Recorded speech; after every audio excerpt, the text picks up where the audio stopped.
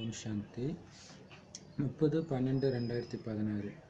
இன்றைய முரளியின் தலைப்பு இனிமையான குழந்தைகளே.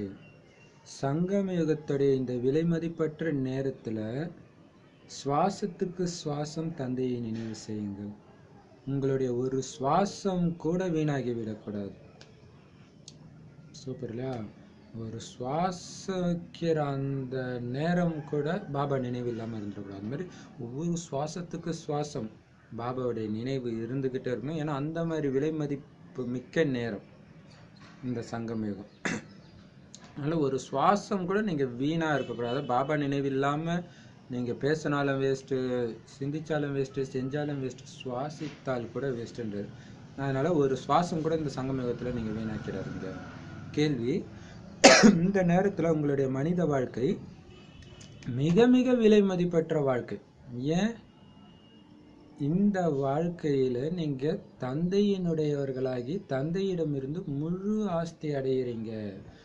இதே மனித உடலில் இருந்துக்கிட்டே முயற்சி செஞ்சு நீங்கள் சோழியிலிருந்து வைரம் மாதிரி ஆகுறீங்க.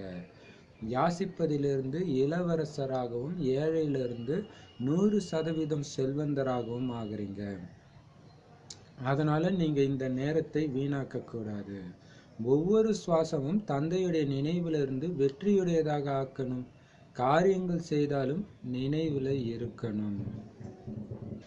ஏன் சங்கம யுகத்தில் மனித வாழ்க்கை அவ்வளோ விலை மதிப்பற்றது அப்படின்னா, இப்போ தான் நம்ம பாபா உடையவராகி பாபா கிட்ட முழு ஆஸ்தியையும் அடையிறோம்.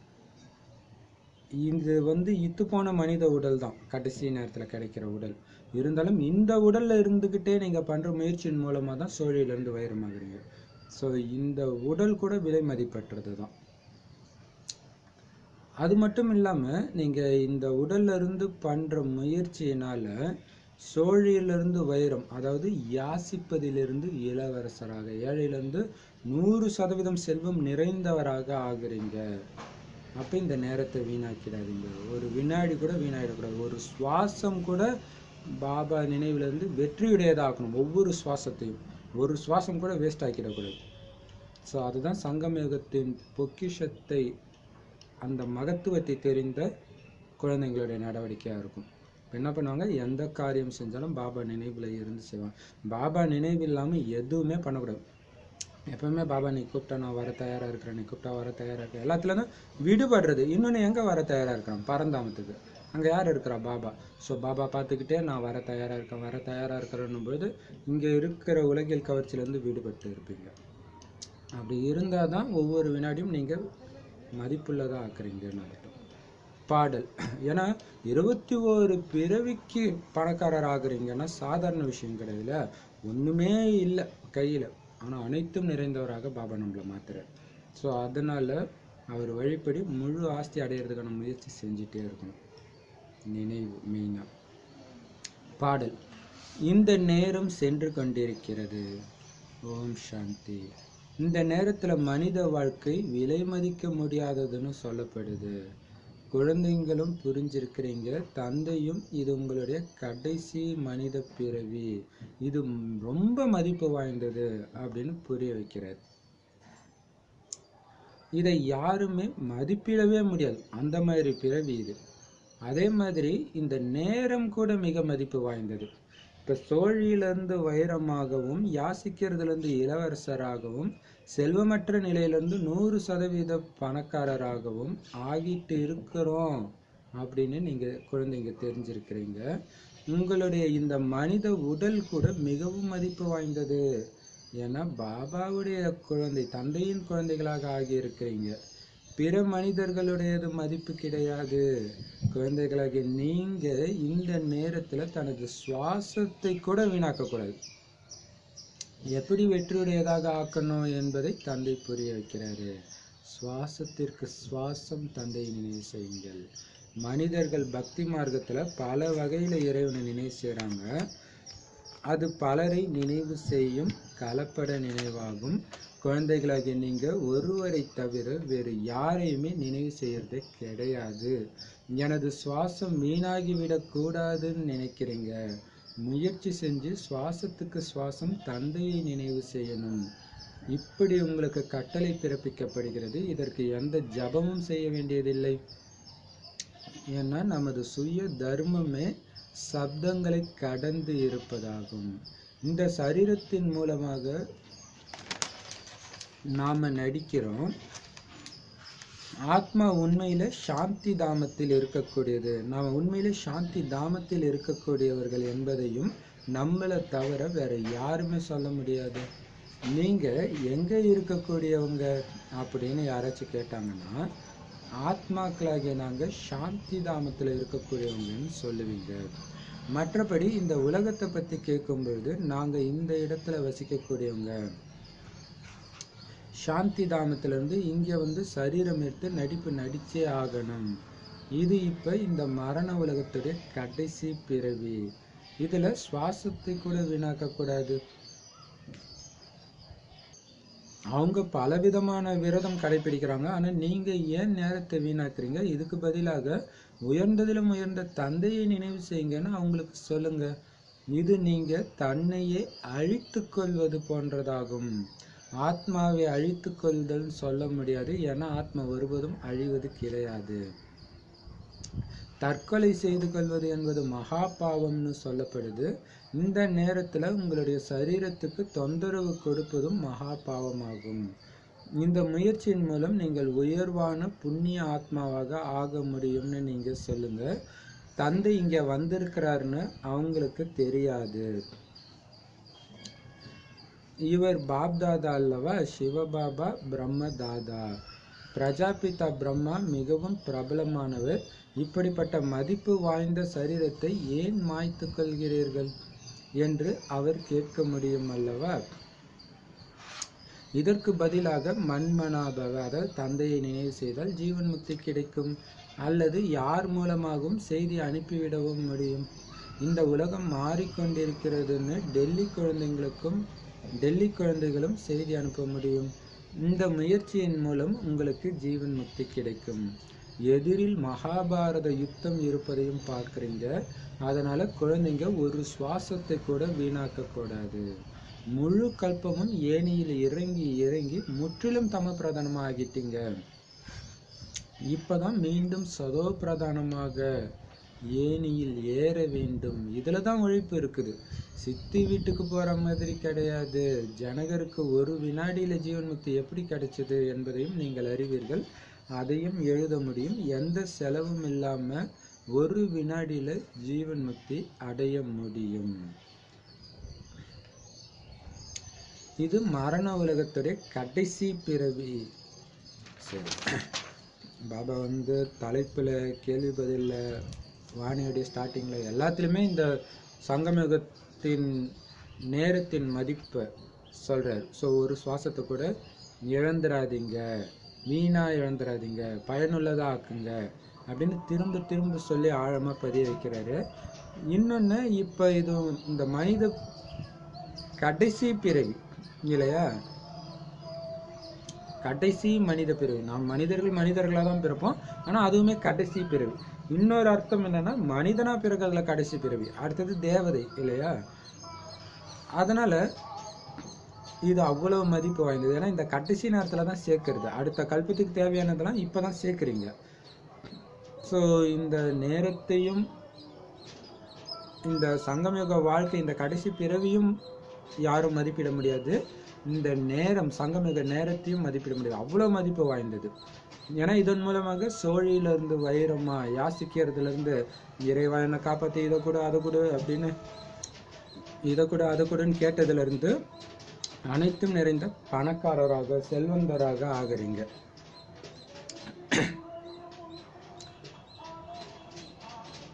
அதாவது இளவரசராகிறீங்க. அது மட்டும் இல்லாம இந்த உடலும் ரொம்ப மதிப்பு வாய்ந்தது. ஏன்னா இதன் மூலமாக தான் பாபா நம்மளை அடையாளம் கண்டு குழந்தை ஆக்குறாரு. நாமளும் அவரை அடையாளம் கண்டுக்கிறோம். மற்றபடி உங்களுடைய இந்த உடல் தான் மதிப்பு வாய்ந்ததை தவிர மற்றவர்களுடைய உடல் கிடையாது. அதனால பாபா சொல்றாரு, ஒரு சுவாசத்தை கூட நீங்க வீணாக்காதீங்க இந்த சங்கமயுகத்துல. ஏன்னா சேமிக்கிற நேரம், இது செலவு பண்ணுற நேரம் இல்லை. செலவு பண்ணுற நேரம்லாம் முடிஞ்சிச்சு. போன கல்பத்தில் சேர்த்ததை செலவு பண்ணுற நேரம் தான் 5000 வருஷம் முடிஞ்சிச்சு. இப்போ வந்து ஞாபகப்படுத்துறாரு, எல்லாத்தையும் இழந்துட்டீங்க, வெறும் கையாயிடுச்சு, நிறைத்து கொண்டு செல்லுங்கள் அப்படின்னு சொல்றாரு. அதனால இப்போ நீங்கள் நேரத்தை வீணாக்கக்கூடாது. ஆனால் பக்தி மார்க்கத்தில் வந்து பல வகையில் நினைவு செய்கிறாங்க. மந்திரம், ஜபம், தியானம், தானம், அப்புறம் பல கடவுள்களை, பல குருமார்களை. பாபா சொல்றாரு அது எல்லாமே கலப்பட நினைவு, பலரை நினைவு செய்கிறாங்க, அதனால கலப்படம். ஆனால் இங்கே நீங்கள் ஒருத்தரை தவிர யாரையுமே நினைவு செய்யறது கிடையாது, செய்யவும் கூடாது. ஒரு பாபாவை தவிர எனக்கு யாரும் இல்லைன்னு இருக்கணும். அப்படி நினைவு செஞ்சீங்கன்னா வீணாக்குறீங்க நேரத்தை, உங்களோட சுவாசத்தை வீணாக்குறீங்க. அதனால ஒரு சுவாசத்தை கூட நான் வீணாக்கக்கூடாதுன்னு நீங்கள் நினைக்கிறீங்க அப்படின்னு அர்த்தம். நிரந்தர பாபா நினைவில் இருக்கிறதுக்கான முயற்சி பண்ணிகிட்டே இருக்கிறீங்க. அதனால முயற்சி செஞ்சு சுவாசத்துக்கு சுவாசம் பாபா நினைவு செஞ்சுட்டே இருங்கன்றது தான் உங்களுக்கு பாபா கொடுத்த கட்டளை. மற்றபடி சத்தம் போட்டு ஜபம் பண்ணுறது இதெல்லாம் கிடையாது. சத்தத்தை கடந்த நிலையில் இருக்கிறது தான் உங்கள் சுய தர்மமே, அமைதியில் நிலைச்சிருக்கிறது. என்ன வேணாலும் நடக்கும், நான் வாயே திறக்க மாட்டேன். செம்ம பவர்ஃபுல் ப்ராக்டிஸ் அது இல்லையா? என்னுடைய சுய தர்மமே சத்தத்தை கடந்த நிலை தான். நான் எதுக்கு என்னுடைய சுய தர்மத்தை விட்டு கொடுக்கணும்? கலியுகத்தில் தான் பேசிகிட்டு இருப்பாங்க, துக்கத்தை கொடுப்பாங்க, எல்லாமே. நான் அமைதியாக இருக்கேன். அந்த அமைதியை கொஞ்சம் கூட கெட்டு போக விட மாட்டேன். ஏன்னா உண்மையிலேயே ஆத்மாக்களுடைய இடமே என்னது? சாந்தி தாமம் தான் அப்படின்னு உங்களை தவிர யாருமே சொல்ல முடியாது. ஏன்னா பாபா தான் இதை நமக்கு கற்றுக் கொடுத்துருக்காரு. யாராவது கேட்டாங்கன்னா நீங்கள் எங்கே இருக்கக்கூடியவங்க அப்படின்னு கேட்டால் டக்குன்னு என்ன சொல்லுவோம் அப்படின்னா சாந்தி தாமத்தில் இருக்கக்கூடியவங்கன்னு சொல்லுவோம். இது சூப்பர் இல்லையா? அதுதான். அப்படி இருந்தால் தான் நீங்கள் ஆத்ம உணர்வில் இருக்கிறீங்கன்னு அர்த்தம். ஃபுல் ஆத்ம உணர்வில் இருக்கிறீங்கன்னா திடீர்னு யாராவது நீங்கள் எங்கே இருக்கிறீங்க, சாந்தி தாமம் அப்படின்னு சொல்கிற அளவுக்கு பக்காவாக இருக்கணும். மற்றபடி இந்த உலகத்தில் எங்கே இருக்கிறீங்கன்னு கேட்டால் தான் உலகத்தில் இருக்கிற அந்த இடத்த, ஊரை, தெருவை சொல்லுவோம். இப்போ பாபா சொல்றாரு சாந்தி தாமத்தில் இருக்கக்கூடியவங்க தான், இருந்தாலும் இந்த பூமிக்கு வந்து அந்தந்த நடிப்பை நடித்து தான் ஆகணும். அப்படி 84 பிறவி நடித்து கடைசி பிறவி இந்த மரண உலகத்தில் நாம் இப்போ வாழ்வது. அதனால் இந்த கடைசி பிறவியில் ஒரு சுவாசத்தை கூட வீணாக்கூடாது. இது எப்படின்னா எக்ஸாம் நாளைக்கு அப்படின்னா நைட்டெல்லாம் ஒரு வினாடி கூட வீணாக்காம படிப்பாங்க.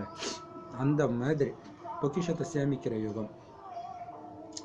அப்போ பாபா சொல்றாரு மற்றவங்கெல்லாம் பலவிதமான விரதம் என்னென்னோ கடைப்பிடிக்கிறாங்க. அவங்க கிட்ட நீங்கள் சொல்லுங்கள் இதில் ஏன் நேரத்தை வீணாக்குறீங்க?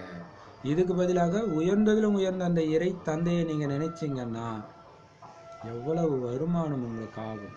அதை விட்டுட்டு மற்றதை செய்கிறீங்க இந்த சங்கமயுகத்தில்னா உங்கள் பொன்னான வாழ்க்கையை நீங்களே இழக்கிறீங்க, அழிச்சிக்கிறீங்கன்னு அர்த்தம்.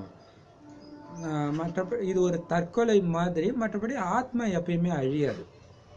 ஆத்மாவுடைய வாய்ப்பை அழிச்சிடுறீங்க. இப்போ தற்கொலை செய்கிறது மிகப்பெரிய பாவம் தானே சொல்கிறாங்க. அப்போ இதை இப்போ ஏன் இந்த தற்கொலை பண்ணுறீங்கன்றார். என்ன தற்கொலை?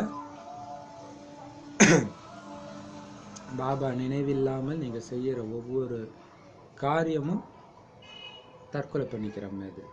அப்போ அந்த தற்கொலை மகாபாவம்னா அது உண்மையிலே மகாபாவம் வந்து இந்த சங்கமயுக பிராமண வாழ்க்கையில் நேரத்தை வீணாக்கிறது தான் உங்களை அழிச்சிக்கிறது.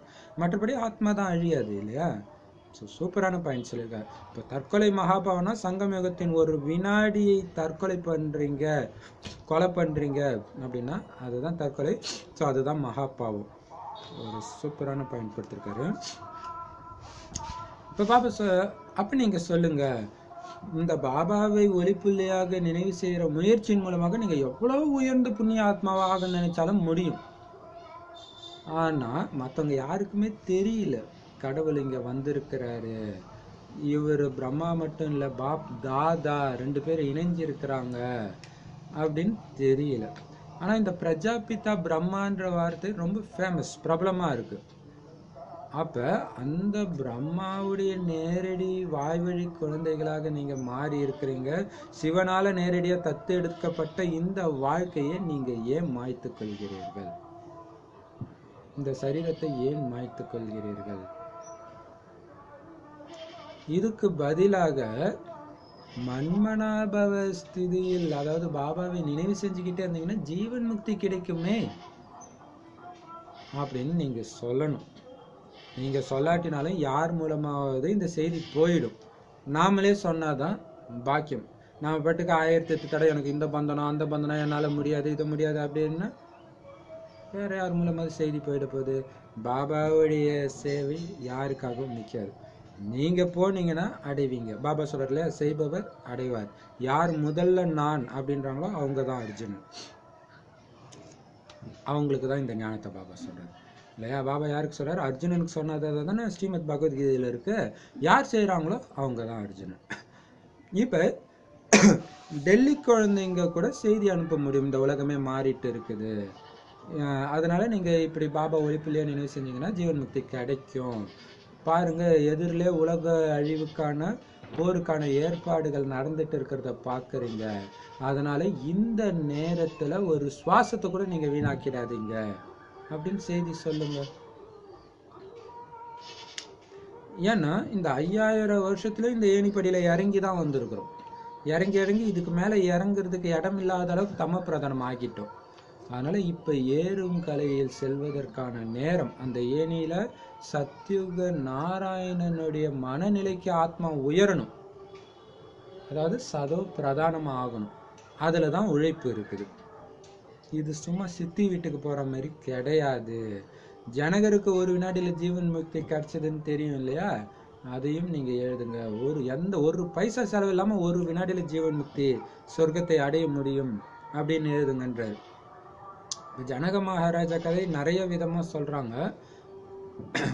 அதை நான் ஏற்கனவே சொல்லியிருக்கிறேன். ஸோ புதுசாக கேட்குறவங்களுக்காக சொல்கிறேன். என்னென்னா ஜனக மகாராஜா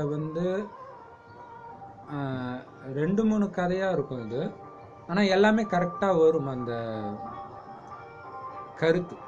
ஸோ அதில் ஒரு கதை என்ன அப்படின்னா, ஜனக மகாராஜா காட்டு வழியாக போயிட்டு இருக்கும்போது ஒரு சாமியார் ரொம்ப ஆனந்தமாக தியானத்தில் இருக்கிறத பார்த்து இவர் இறங்கி, இதே மாதிரி ஆனந்தம் எனக்கு வேணும், இதுக்காக நான் எதை வேணாலும் கொடுக்க தயார். ஒட்டுமொத்த இவ்வளோ பெரிய நாட்டின் ராஜாவாக இருந்தும் எனக்கு இது இல்லையே, இந்த இப்படி ஒரு சுதந்திரமான வாழ்க்கை, ஜீவன் முக்தி வாழ்க்கை இல்லையே, இதை நான் எப்படி அடையிறது அப்படின்னு கேட்கும்போது அவர் சொல்கிறாரு, சரி நீ எல்லாத்தையும் என்கிட்ட கொடுத்துடு. இப்போ ராஜ்யத்தை ஃபுல்லாக கொடுத்துட்டு நீ போ அப்படின்னும்போது குதிரையில் ஏறும்போது,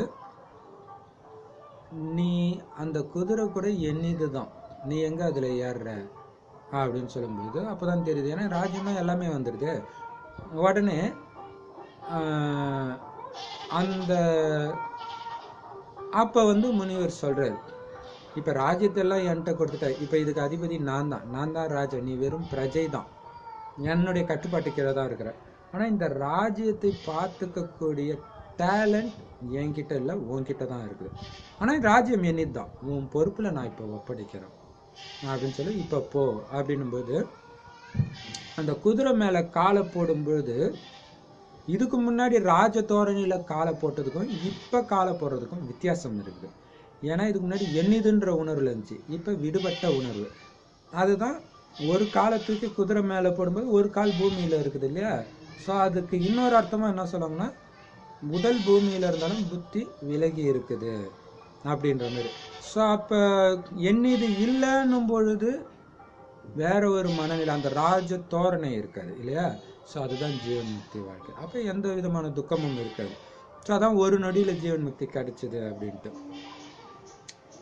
அதே மாதிரி நீங்கள் கூட எந்த செலவும் இல்லாமல் ஒரு வினாடியில் ஜீவன் முக்தி அடைய முடியும் அப்படின்னு புரிய வைங்க. இதுதான் இந்த மரண உலகத்துடைய கடைசி பிறவி. இதுக்கு அடுத்தது எடுக்கிற பிறவிலாம் எங்கே இருக்கும்?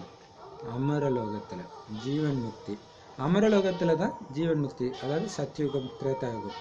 அமரலோகம்ன்றது மரணமற்ற உலகம், அங்கே ஜீவன் முக்தி. மரண உலகத்தில் ஜீவன் பந்தனம். இப்படி பாகவதத்திலையும் பாடப்பட்டிருக்கு. ஜனகருக்கு ஞானம் கொடுக்கறதுக்கு எந்த குருவும் கிடைக்கல அப்படின்னு ஒரு கதையும் உருவாக்கிட்டாங்க. பரமபிதா பரமாத்மா பிரம்மாவின் மூலம் ஞானம் கொடுக்கிறாரு. இதுதான் பிரம்ம ஞானம்னு சொல்லப்படுது. பிரம்மாவுக்கும் அவசியம் யாராவது ஞானம் கொடுத்திருப்பாங்க தானே? ஞானக்கடலானவர் பரமபிதா பரமாத்மா தான். அவரு பிரம்மாவின் மூலம் இந்த ஞானத்தை கொடுக்கிறாரு. திருமூர்த்தி சித்திரத்தின் மூலம் நீங்க நல்ல முறையில இதை புரிய வைக்க முடியும். யாராவது உள்ளுக்குள்ள வந்தாங்கன்னா வெளியே பலகையில என்ன எழுதப்பட்டு இருக்குதுன்னு படிச்சீங்களா அப்படின்னு கேளுங்க. பிகே அல்லது பிகு அப்படின்னா பிரஜாபிதா பிரம்மாவுடைய குழந்தைங்க. அதாவது பிரம்மகுமாரிகள்னா பிரஜாபிதா பிரம்மாவுடைய குழந்தைங்க. பிரஜாபிதாவுக்கு குமாரிகள் மட்டுமே இருப்பாங்களா என்ன? அவசியம் குமாரர்களும் இருப்பாங்க. ஆக இது நமக்கு குடும்பமாக ஆகிடுது. பிரம்மா தந்தை ஆவார். பிரம்மா யாருடைய குழந்தை? சிவபாபாவுடைய குழந்தை. இவர் மூலமாக சத்தியுகத்தை ஸ்தாபனை செய்து கொண்டிருக்கிறார். இது குடும்பத்திற்கு குடும்பம் என்றும் பாடசாலைக்கு பாடசாலையாகவும் இருக்கிறது. அனைவருக்கும் சத்கதி கொடுக்கும் வள்ளல் ஒரே ஒரு தந்தை ஆவார். அவரே இந்த உலகை ஸ்தாபனை செய்து கொண்டிருக்கின்றார். ஆக அவசியம் அசுர உலகம் அழிந்துவிடும். பாரதம்தான் ஏற்றம் மற்றும் வீழ்ச்சி அடைகிறது. பாரதம்தான் சொர்க்கத்திலிருந்து நரகமாக மிகவும் உயர்ந்த நிலையிலிருந்து கீழான நிலையை அடைகிறது. சொர்க்கம் என்றால் புது உலகம். பாருங்க,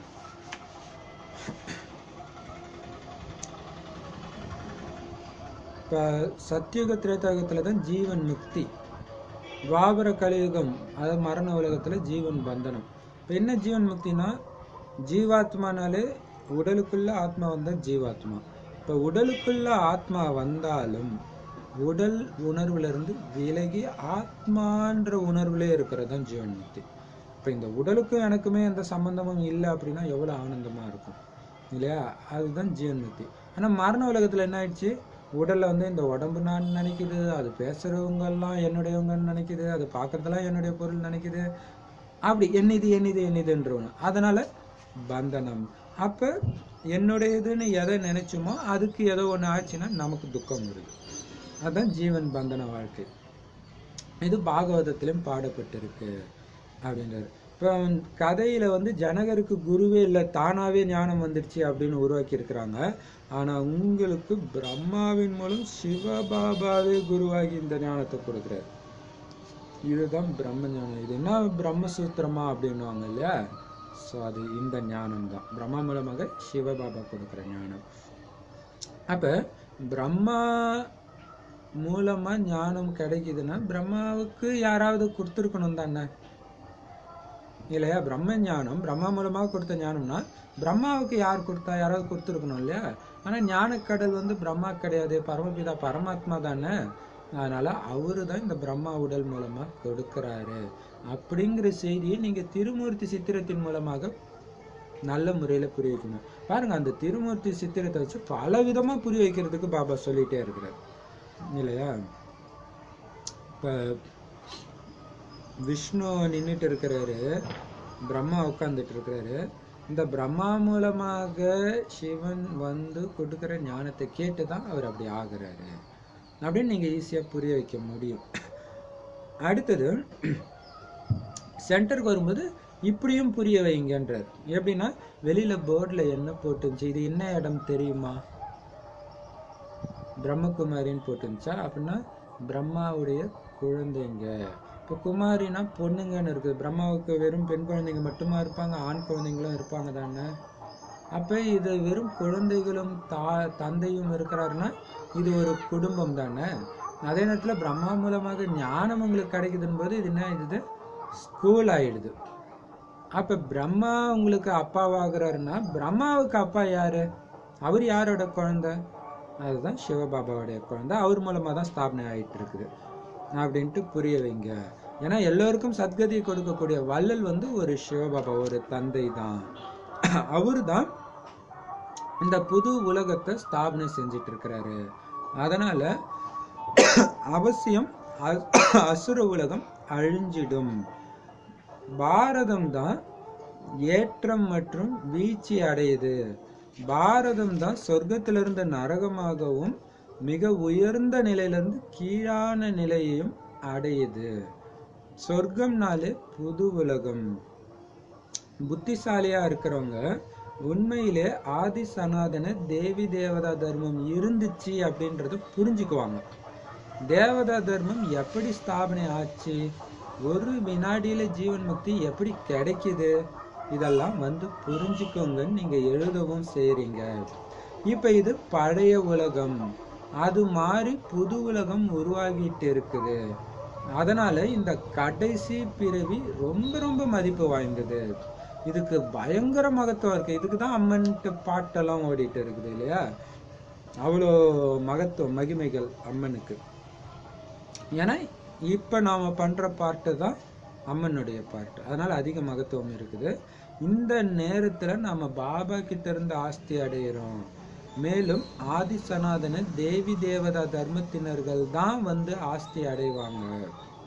ஒருவேளை அடையல அப்படின்னா இவங்க 84 பிறவிகள் எடுக்கக்கூடியவங்க கிடையாது, சூரிய வம்சத்துல வரக்கூடியவங்க கிடையாதுன்னு புரிஞ்சுக்கோங்க.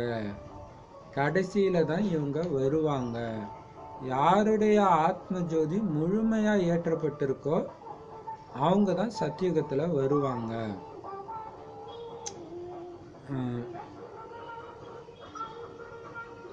குறைந்த சக்தியுடையவர்கள் பின்னர் தான் வருவாங்க.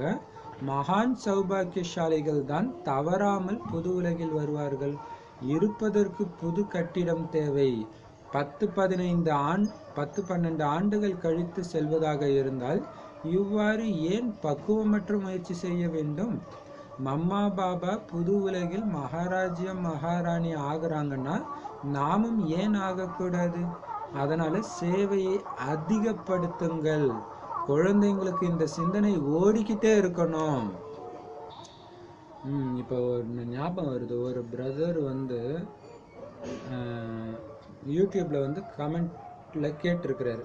என்ன கேட்டிருக்காருன்னா, எப்பவுமே தேவதா தர்மத்தை சார்ந்தவங்களுக்கு தான் இந்த ஞானம் கிடைக்கும் அப்படின்னு பாபா சொல்லியிருக்கிறாரு. அப்ப மற்றவங்களுக்கு கிடைக்காதா? அப்ப துவாபர கலியுகத்துல தான் மற்ற மதத்தை சார்ந்தவங்க வருவாங்கன்னா அவங்க மாயாவுடைய குழந்தைங்களா அப்படின்னு கேட்டிருக்காரு. சூப்பர் பாயிண்ட் இல்லையா? Super point. இதுக்கு பதில் ஆக்சுவலா 2 நாள் முன்னாடி பாபா சொல்லியிருந்தாரு. அதுக்கு முன்னாடியே ஒரு விஷயம் சொல்லியிருந்தாரு. என்ன அப்படின்னா, எடுத்த உடனே யாருக்குமே நாடகத்துல நிச்சயிக்கப்பட்டது மறுபடியும் நடக்கும்னு எடுத்த உடனே புரிய வைக்காதீங்க. ஏன்னா சரி அதான் ஏற்கனவே நிச்சயிக்கப்பட்டிருக்கேன், அப்புறம் எதுக்கு முயற்சி பண்ணணும் அப்படின்னு நினைச்சுக்குவாங்க. ஆனா முயற்சி பண்ணாம பச்சை தண்ணி கூட கிடைக்காதுன்னு சொல்லியிருக்காரு. சங்கமயத்துல முயற்சி பண்றது தான் இருக்குது. ஆனா கரெக்டு தான், நடந்ததுதான் நடக்கும். ஆனா நான் தான் அந்த நாராயணன், நான் தான் அந்த சூரிய வம்சத்தை சார்ந்தவன்ற எண்ணம் ஓடிக்கிட்டே இருக்கணும். அடுத்தது அவங்க மாயாவுடைய குழந்தைங்களா அப்படின்னதுக்கு 2 நாள் முன்னாடி பாபா சொல்லியிருக்கிறாரு. என்ன சொல்லியிருக்கிறாருன்னா, உங்களுக்கு தான் அது நரகம், துவாபர யுக கலியுகம். நீங்க தான் ரஜோவுக்கு வரீங்க, அப்புறம் தமோவுக்கு வரீங்க. சதோ பிரதானம் கிடையாது, சதோ கிடையாது. உங்களுக்கு தான் சதோ இதெல்லாம் கிடையாது. ஆனா அவங்க அப்பதான் வர்றதுனால அந்த ஆத்மா சதோ பிரதானமா தான் இருக்கும். அந்த ஆத்மாவுக்கு அது சொர்க்கம் மாதிரி தான் இருக்கும். ஸோ அது நிறைய ரகசியம் இருக்கும் இல்லையா? அவங்க பாரதம் தான் தம பிரதானமாகுது. ஏன்னா மற்ற மதங்கள் வெளியில தானே உருவாகுது. இப்போ வெளியில உருவாகும் போது அந்த இடம் அவங்களுக்கு சொர்க்கம் மாதிரி இருக்கலாம் இல்லையா? ஸோ அதனால எடுத்த உடனே அவங்க சதோ பிரதானமாக தான் இருப்பாங்க. அதனால மாயாவுடைய குழந்தைங்கன்னு சொல்ல முடியாது. ஆனா பாபாவுடைய பேச்சை கேட்டு இப்ப நாம மாறுறதுனால இப்ப நாம பாபா குழந்தையாரும், இப்ப அவங்க மாயாவுடைய குழந்தையா இருக்கிறாங்க. அந்த டைம்ல அவங்க மாயாவுடைய குழந்தைன்னு சொல்ல முடியாது. ஏன்னா அப்ப அவங்களும் நிர்விகாரிகளாக தான் இருப்பாங்க. ஸோ அது ரொம்ப ஆழமா பாபா சொல்லலான்னா, ஏன்னா அங்கேயும் விகாரத்தின் மூலமா தான் குழந்தை பிறக்கும். பட் இந்த ஒரே பிறவியிலேயே கூட அவங்க டக்குன்ட்டு சதோபிரதான நிலையிலேருந்து கீழே வர்றதுக்கு வாய்ப்பு இருக்குது. ஏன்னா விகாரத்தில் விழும்போதே வந்துடுறாங்கன்னு தானே அர்த்தம். அல்லது அதில் வேற ஏதாவது ரகசியம் கூட இருக்கலாம் இல்லையா? அவங்களுக்கு இன்னும் கொஞ்ச நாள் பவர் இருக்கிற மாதிரி ஏதாவது கூட இருக்கலாம். சரி, இப்போ இந்த வானிலை பாபா சொல்றாரு, பாபாவே வந்து புது உலகத்தை படைக்கிறார் பிரம்மா மூலமாக. ஏன்னா எல்லாருக்குமே எல்லா மதத்தை சார்ந்தவங்களுக்காக தான் படைக்கிறாரு. ஆனால் எல்லா தர்மத்தை சார்ந்தவங்க வர்றது கிடையாது. இந்த தேவத தர்மத்தை சார்ந்தவங்க மட்டும்தான் இங்கே வராங்க, இந்த ஞானத்தை கேட்குறாங்க. அதனால தான் பாரதத்தின் எழுச்சியும் வீழ்ச்சியும் தான் இந்த ஏணி படிக்க போடுறோம். அப்போ என்ன ஆகுதுன்னா, புது உலகம் உருவாகுதுன்னா பழைய உலகம் ஃபுல்லாக அழிஞ்சிடும் இல்லையா? அப்போ சொர்க்கமாக இருந்து நரகமாக மாறுறது பாரதம் மட்டும்தான். மற்ற எந்த உலகமும் சொர்க்கமாக ஆகிறது கிடையாது. அப்போ சொர்க்கம்னா என்ன? அப்படி உயர்ந்த நிலையிலேருந்து கீழான நிலையை அடைஞ்சிருக்கு. சொர்க்கம் தான் புது உலகம். ஸோ புத்திசாலியாக இருக்கிற குழந்தைங்க வந்து டக்குன்னு புரிஞ்சுக்காங்க, ஆமாம் இவங்க இங்கே இருந்தாங்க இல்லையா? இல்லாட்டினா ஏன் அவங்களுடைய சிலை இங்கே மட்டும் இருக்குது, இந்தியாவில் மட்டும்? அப்போ அவங்க புரிஞ்சுக்காங்க, ஆமாம் கரெக்டு தான், இல்லை வேற எங்கேயுமே இல்லையே, ஏன் அவங்களும் புத்திசாலி இல்லையா? அவங்களும் ஒரு கதையை உருவாக்க வேண்டியது தானே. அதுவும் தேவதைகளுக்கு தான் தங்கத்திலே அலங்காரம் இதெல்லாம் பண்ணுறாங்க. அதனால புரிஞ்சுக்கோங்க இவங்க அப்படி இருந்தவங்க அப்படின்ட்டு. இப்போ பாபா சொல்கிறார், போர்டு வைக்கும்போது கூட இப்போ நீங்கள் வைக்கலாம், அப்படி 5000 வருடம் முன்னாடி வாழ்ந்த இந்த தேவதைகளுடைய உலகம் தர்மம் எப்படி உருவாச்சு? கலியுகம் முடிஞ்சு சத்தியுகம் வருதுன்னா கலியுகத்துடைய கடைசி நொடி சத்தியுகத்துடைய முதல் நொடி அடுத்தது. அப்போ ஒரு வினாடியில் எப்படி அது கிடைக்குது? ஒரு வினாடியில் எப்படி நரகம் சொர்க்கமாக மாறுது? அதை வந்து புரிஞ்சுக்கோங்க. ஒரு வினாடியில் கலியுகவாசியாக இருந்தவங்க எப்படி திடீர்னு சொர்க்கவாசியாக மாறுறாங்க? நரகவாசியாக இருந்தவங்க எப்படி சொர்க்கவாசியாக மாறுறாங்க? சொர்க்க வாழ்க்கையை அனுபவிக்கிறாங்க? வந்து புரிஞ்சுக்கோங்கன்னு நீங்கள் எழுதுறீங்க. இப்போ பாபா சொல்கிறாரு, இது உண்மையிலேயே பழைய உலகம்தான், ஆனால் இப்போ மாறிட்டு இருக்குது. பாபா கொடுக்குற ஞானத்தை வைத்து பண்ணுற முயற்சியின் மூலமாக அப்படி மாறி மாறி என்னவாயிடுது? புது உலகமாக மாறிடுது. அதனால தான் பாபா சொல்கிறாரு, இந்த கடைசி பிரிவு ரொம்ப ரொம்ப மதிப்பு வாய்ந்தது, பயங்கர மகத்துவம் இருக்குது இதுக்கு. ஏன்னா இந்த நேரத்தில் தான் பாபா கிட்ட வந்து முழு ஆஸ்தி இல்லையா? அப்போ பாபா சொல்கிறாரு, ஆதி சனாதன தேவி தேவதா தர்மத்தை சார்ந்தவங்க மட்டும்தான் இங்கே வந்து ஆஸ்தி அடைவாங்க. அடையலைன்னா புரிஞ்சுக்கோங்க, அவங்க 84 பிறவி எடுக்கிறது இல்லை, தேவதை தர்மத்துக்கு வரக்கூடியவங்க கிடையாது அப்படின்னு புரிஞ்சுக்கோங்க. சூரிய வம்சத்துக்கு வரமாட்டாங்க, கடைசியில் தான் வருவாங்க. ஆனால் இதுவுமே சத்தியுகம் திரேதாயுகம் ரெண்டுமே சொர்க்கம் தானே. சத்தியுகத்துக்கு யார் வருவாங்கன்னா, யாருடைய ஆத்ம ஜோதி முழுசா ஏற்றப்பட்டிருக்கோ. அப்படின்னா என்ன அர்த்தம்? ஃபுல் ஆத்ம உணர்வுல யார் இப்போ இந்த சங்கமயுகத்தில் தன்னை மாற்றிக்கிறாங்களோ நேரத்துக்கு முன்னாடியே, அவங்க மட்டும்தான் சத்தியுகத்துக்கு வருவாங்க. ஸோ அப்போ பாருங்க, ஃபுல் ஆத்ம உணர்வு வந்து ஆத்மாவுக்கு ஃபுல் சக்தி இருக்கும். என்ன நடந்தாலும் காமம், கோபம், பற்று, பேராசை, அகங்காரம், பயம் எதுவுமே வராது, வெறுப்பு எதுவுமே வராது. இப்போ சக்தியில் நிறைஞ்சிருப்பாங்க. சக்தி கம்மியாக இருக்கிறாங்கன்னா ஆத்ம உணர்வு அந்த அளவு வரலை, அவங்க பின்னாடி தான் வருவாங்க. அப்போ பாபா சொல்றார், மகான் சௌபாக்கியசாலிங்க தான் கண்டிப்பாக புது உலகத்தில் வருவாங்க.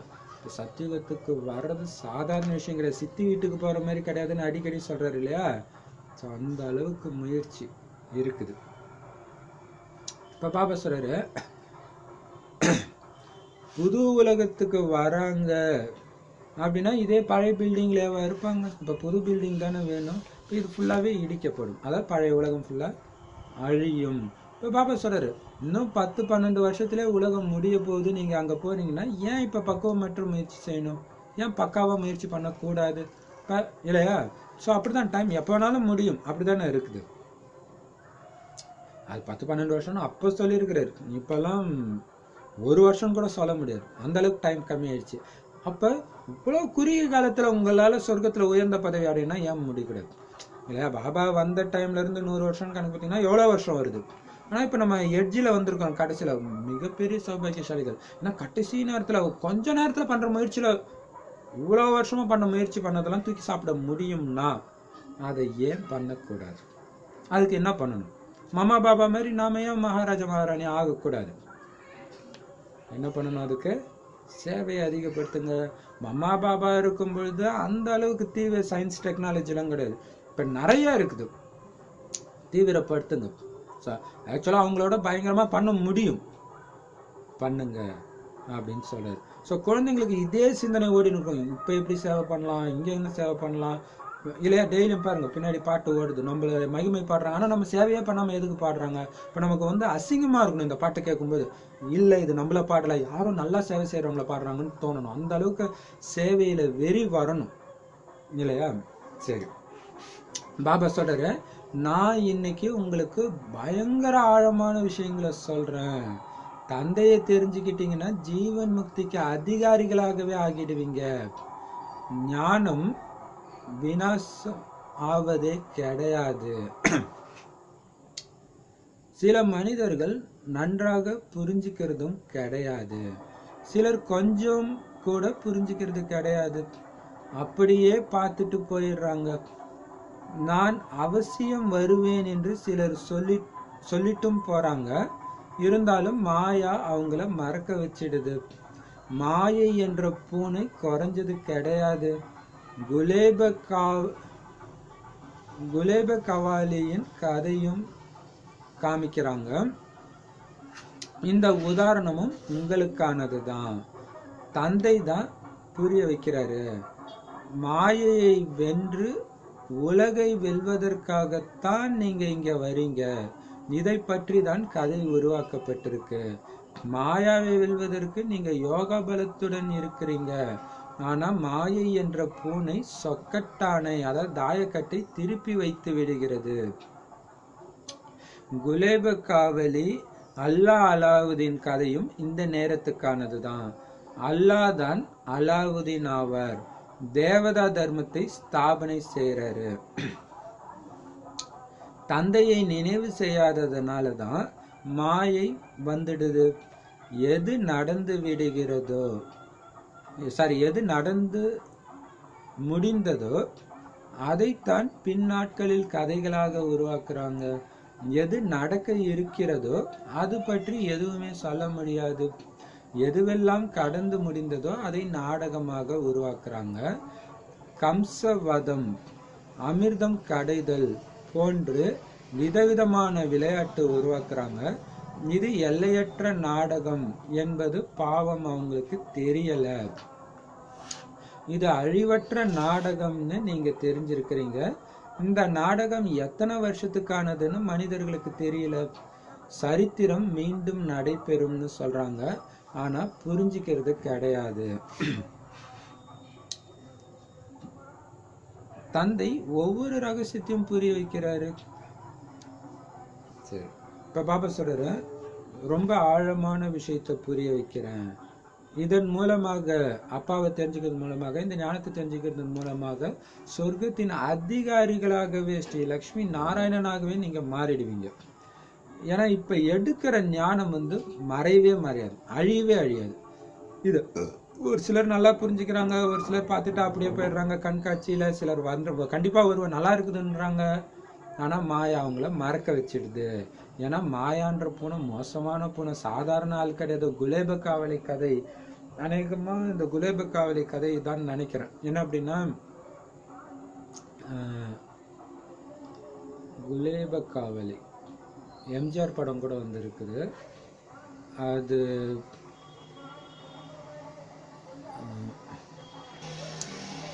அது என்னன்னா, ஒரு ராணியை யாருமே வெல்ல முடியாது அப்படின்னு இருக்கும். அப்ப அவங்க அந்த தாயக்கட்டை விளையாடும் போது அவங்கள ஜெயிச்சிட்டீங்கன்னா அவங்க கல்யாணம் பண்ணிக்குவாங்க, தோத்துட்டா அந்த ராணிக்கு நீங்க அடிமையாயிடணும். ஸோ அப்படி இருக்கும். அப்ப என்ன ஆகுது அப்படின்னா, அந்த தாயக்கட்டை டைம்ல வந்து டக்குன்னு கரண்ட் நிற்கும்.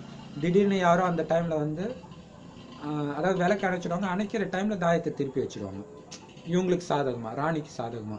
ஸோ போறவங்க எல்லாம் தோத்துக்கிட்டே இருப்பாங்க. ஸோ அந்த மாதிரி மாயா பண்ணுதுன்றாரு. சூப்பர் இல்லையா?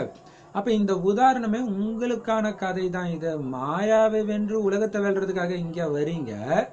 ஆனா என்ன ஆயிடுது, மாயா விதவிதமான ரூபத்துல உங்களை ஆட்டம் காண வைக்குது. ஒண்ணுமே கிடையாது, நீங்க ஆடாம அசையாம இருக்கணும் பாபா நினைவு, இவ்வளவுதான் இங்க. ஆனா ஆட வச்சிருது இல்ல. ஏன்? பாபா நினைவு மறக்கும்போது. ஏன் மறக்குது? அங்க எப்படி லைட் ஆஃப் பண்ணிட்டு இதாயிடுதோ அது மாதிரி இங்க பாபாவுடைய நினைவை மறக்க வச்சு மற்ற விஷயத்த சீரியஸா உங்களை நினைக்க வச்சு துக்கத்தை கொடுத்துட்டு போயிடுது. இப்ப நமக்கு வர டெஸ்ட் பேப்பர் எல்லாம் இது மாதிரி பல மடங்கு டெஸ்ட் பேப்பர் மாமாவுக்கும் பாப்பாவுக்கும் வந்துச்சு. அப்ப அவங்க அதெல்லாம் ஆடாம அசையாம இருந்ததுக்கு ஒரே காரணம், குறிப்பா பிரம்ம பாபா ஆடாம அசையாம இருந்ததுக்கு காரணம் பாபா நினைவை கட்டாகாம பார்த்துக்கிட்டே இருந்தார். அது அவர் புரிஞ்சுக்கிட்டார். பாபா நினைவை கட்டாக்குறதுக்காக மாயாவுடைய சதி திட்டம் இது. நான் இதுல கவனம் கொடுக்க மாட்டேன், அதுல கவனம் இல்லை. நம்ம மைண்டை திசை திருப்புறதுக்காக வருது. திசை திருப்பும் போது ஆத்மாவுடைய சக்தி போயிட்டு, சக்தி போனோடனே ஆட்டம் காணுறோம். ஸோ இதை வைத்து தான் குலேப காவலி கதை, அலாவுதீன் கதையும் உருவாக்கப்பட்டிருக்கு அப்படின்னு சொல்றாரு. அப்ப இன்னொரு விஷயம் பாருங்க, அலாவுதீன் கதையில அந்த விளக்கு இப்படி தேய்ச்சிங்கன்னா டக்குன்னு அந்த பூதம் அலாவுதீனுக்கு தேவையானதெல்லாம் கொடுக்கும். அந்த மாதிரி பாபாவுடைய நினைவு இருந்துச்சுன்னா ஆட்டோமேட்டிக்கா எல்லாம் ஓடி போயிடும். ஆனா அதை நீங்க மறந்துடுறீங்க. ஸோ அலாவுதீன் கதையும் எது கேட்டாலும் கொடுக்கிற பூதம் மாதிரி பாபா வந்துட்டார். மன்மனாபவன்ற நினைவு அதை ஆன் பண்ணிட்டீங்கன்னா வந்துடும். ஆனா நீங்க மறந்துடுறீங்க. ஸோ அந்த கதையும் உங்களுக்காக தான். ஸோ நடந்து முடிஞ்சதை தான் அவங்க கதையை எழுதி இருக்கிறாங்க. பாபாவை நினைவு செய்யாதனால தான் மாயா வருது. ஒரே ரீசன் இதுதான். மாயா ஏன் வருது? பாபாவை நினைவு செய்யல, அதனால வருது. இல்லைன்னா மாயான்னு ஒண்ணு கிடையாது கிடையாது. நினைவு செய்யாத போய் இது ஆயிடுமா அது ஆயிடுமா அந்த பயம். ஸோ கடைசி வரையும் இருந்துகிட்டே இருக்கும். கடைசியில சுனாமில இருந்து வெட்டுக்குத்துல இருந்து எல்லாமே நடக்கும். பாபாவை விட மாட்டேன். அப்படியே இருக்கும்போது உங்களுக்கு அது பார்க்கும்போது ஒரு ஜாலியா லேசா இருக்கிற மாதிரி இருந்துச்சுன்னா ஜெயிச்சிட்டீங்கன்னு அர்த்தம்.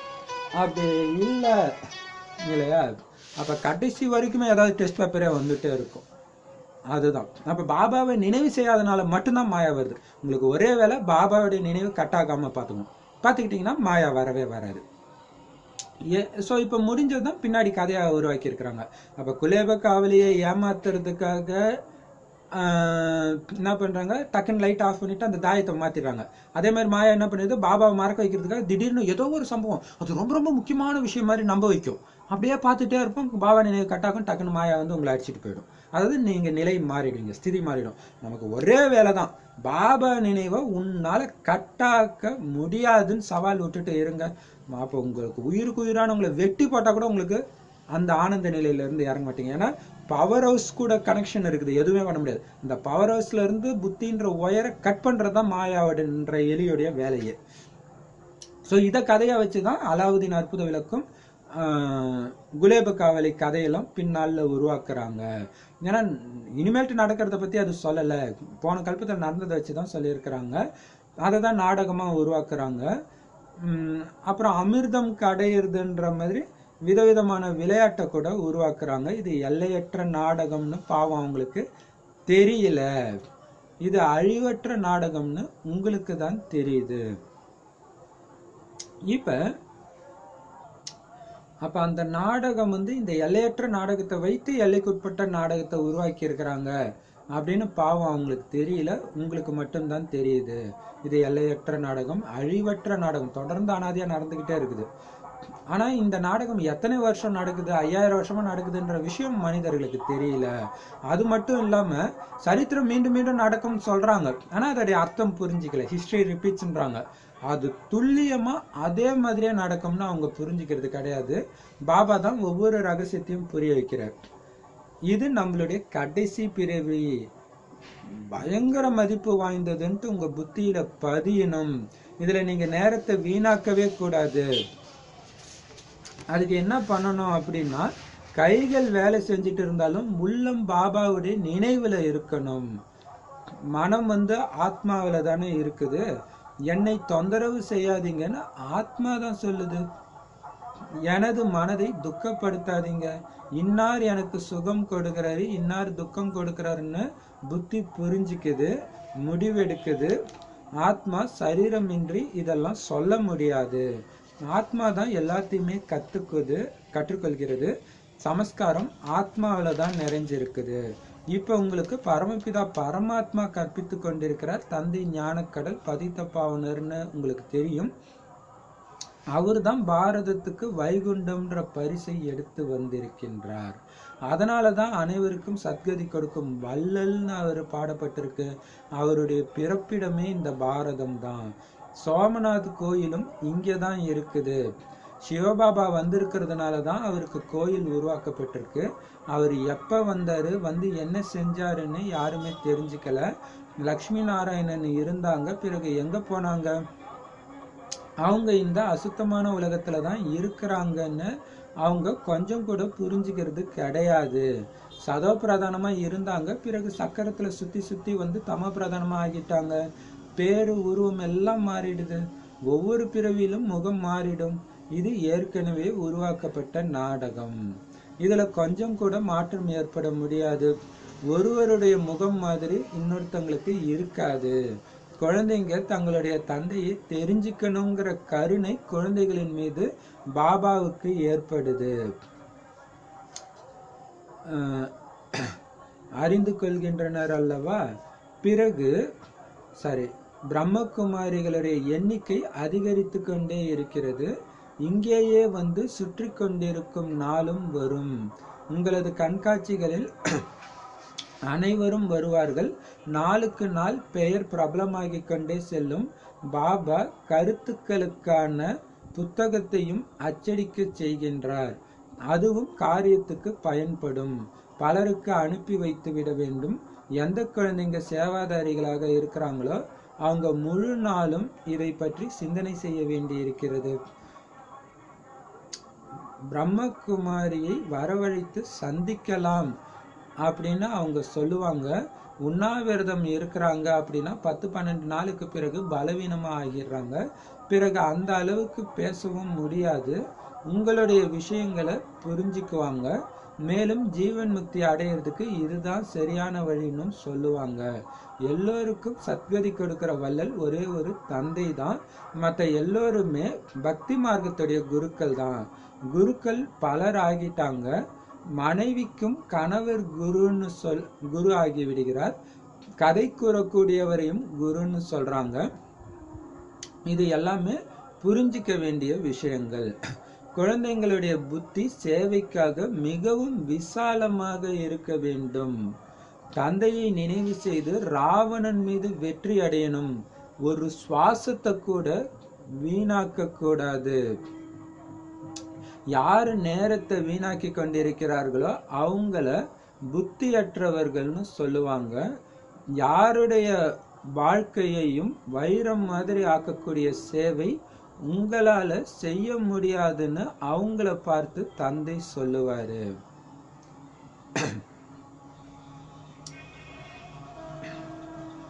நேரத்தை எவ்வளவு வீணாக்குறீங்க, சக்தியை எவ்வளவு வீணாக்குறீங்க, எதையுமே புரிஞ்சுக்கிறது கிடையாது. அதனாலதான் கல்புத்தின்னு சொல்லப்படுறாங்க. இங்க அனைத்துமே நினைவு யாத்திரைக்கான விஷயம். தந்தையை நினைவு செய்யுங்கள் மற்றும் ஆஸ்தியை அடையுங்கள். இதன் அர்த்தத்தை ஒருபோதும் யாருமே புரிஞ்சுக்க முடியாது. அவங்க பிரம்மத்தை நினைவு செய்யறாங்க. என்னை நினைவு செஞ்சீங்கன்னா விகர்மங்கள் விநாசம் ஆகும்னு தந்தை சொல்றாரு. பிரம்மமா பதித பாவனன்? பதித பாவனன் பரமபிதா பரமாத்மா தானே. பிரம்மம் எப்படி பதித பாவனா இருக்க முடியும்? பாவம் ரொம்ப குழப்பத்துல இருக்கிறாங்க. குழந்தைகளே, நேரத்தை வீணாக்காதீங்கன்னு தந்தை மீண்டும் மீண்டும் குழந்தைங்களுக்கு சொல்றாரு. இன்னைக்கு வாணி ஃபுல்லா நேரத்தை வீணாக்காதீங்கன்னு எச்சரிக்கை தான். பாபாவை நினைவு செய்யுங்க. சில குழந்தைங்க இரவு பகல் நேரத்தை வீணாக்கி கொண்டிருக்கின்றனர் என்பதை தந்தை அறிவார். முழு நாளுமே எந்த முயற்சியுமே செய்யறது கிடையாது. பாபா தனது உதாரணத்தையும் கூறுகின்றார். உணவு சாப்பிட உட்காரும்போது பாபாவை நினைவு செய்யறாரு. நாம 2 பேரும் ஒன்னா சாப்பிடுறோம். சரீரத்துல 2 ஆத்மாக்கள் இருக்குது இல்லையா? நினைவு செய்து செய்து பிறகு மறந்து விடுகிறது. மற்ற எண்ணங்கள் வந்து விடுகின்றன. இவரிடத்தில் அதிக பொறுப்புகள் இருக்கின்றன. பல எண்ணங்கள் வருகின்றன. அதனாலதான் பாபா சொல்றாரு, நீங்க அதிகம் நினைவில் இருக்க முடியும். இவர் முயற்சி செய்ய வேண்டி இருக்கிறது. சிவபாபா புரிய வைக்கிறாரு அப்படின்னு எப்பவுமே புரிஞ்சுக்கோங்க. அவரை நினைவு செய்யுங்க. பிரம்மாவை நினைவு செய்தால் சிவபாபாவை மறந்துடுவீங்க. குழந்தைங்க முதல்ல தனக்குத்தானே நன்மை செஞ்சுக்கணும். பிறகு மற்றவர்களுக்கு நன்மை செய்யணும். சிலர் மற்றவர்களுக்கு நன்மை செய்து கொண்டே இருக்கின்றனர், தனக்கு செய்து கொள்வது கிடையாது. மற்றவர்களை தனக்கு சமமாக ஆக்கிவிட்டு பிறகு சுயம் காணாமல் போய்விடுகின்றனர். ஆச்சரியம் அல்லவா? இதையும் நீங்க புரிஞ்சுக்கிறீங்க. நீங்க அனுபவமும் சொல்றீங்க. மற்ற சத்சங்கங்கள்ல இப்படி புரிய வைக்கிறது கிடையாது. இங்கேயும் வரிசை கிரமமாகத்தான் தாரணை ஏற்படுது. இந்த ஞானம் புத்தியில தாரணை செய்யணும். பையை நிறைத்து விடுங்கள்னு பாடுறாங்க. இந்த ஞானம் புத்தியில நிறைச்சிக்கணுமா அல்லது பையிலையா? தங்க புத்தி மற்றும் கல் புத்தின்னு சொல்லப்பட்டு இருக்குது.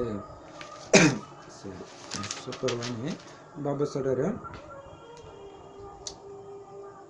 ஸோ சரித்திரம் மீண்டும் மீண்டும் அதே மாதிரி நடக்குதுன்னு உங்களுக்கு தான் புரியுது. அவங்க சரித்திரம் திரும்ப திரும்ப நடக்குன்றாங்களே தவிர அது துல்லியமா நடக்குன்றது அவங்களுக்கு தெரியல. இப்ப பாபா சொல்றாரு, இதுதான் கடைசி. இன்னைக்கு வாணி ஃபுல்லா திரும்ப திரும்ப இதே தான் சொல்றாரு. இது கடைசி பிறவி, மதிப்பு வாய்ந்த நேரம், உங்க புத்தியில இதே ஓடிட்டு இருக்கணும். ஒரு வினாடிய கூட வீணாக்காதீங்க. கை காரியம் செய்யட்டும், ஆனா உள்ளம் பாபாவுடைய நினைவுல இருக்கணும். அந்த ஒளி புள்ளி புத்தியை விட்டு போயிடக்கூடாது. ஸோ அது இருந்துகிட்டே இருக்கணும். இப்போ பாபா